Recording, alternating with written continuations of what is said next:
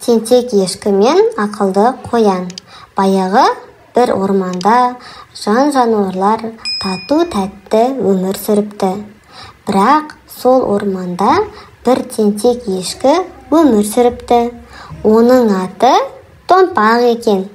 Неге десең, үнемі бірдеңені сындырып, біреуге соқтығып, ешкімге құлақ аспайтын көрінеді. Бір күні Томпақ ешкі серуендеп жүріп, орманның шетінде ойнап жүрген ақ қоянды көреді. Қоян шөптен үй жасап, ойнап жүр екен.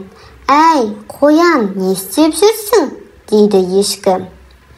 «Мен қысқа дайындалып, шөп жинап, кішкентай үй жасап жатырмын. Суық күн келгенде тоңбаймын», дейді қоян күлімдеп. «Ха-ха, қысты ойлап жүрсің бе?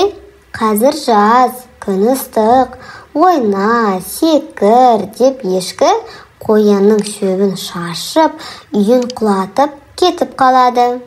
Қоян ренжімейді, қайтадан жинай бастайды. Ал ешкі күні бойы орманда секіріп, ағаштарға соғылып, қасқырдың інін теуіп кетіп, бүкіл аңдардың ашуын келтіреді. Күндер өте береді.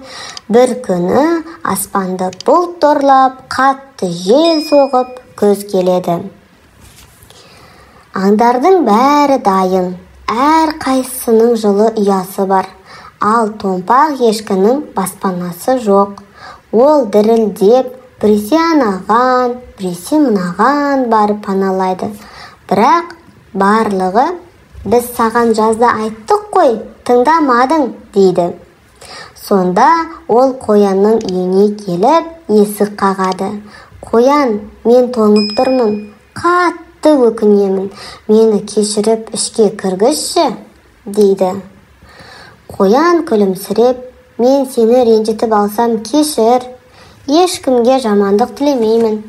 Үйім кішкентай болса да, жүр, бірге жылынайық», деп ешкіні кіргізеді. Содан кейін ешкі де өзгеріпті. Басқа жануарларға көмектесіп, тентегін тастапты. Енді оны орманның ең тату ешкісі деп атап кетіпті. Өз ісіне жауап беру, уақытында дайындық жасау, досқа адал болу, ренжіткен жанды кешіре білу.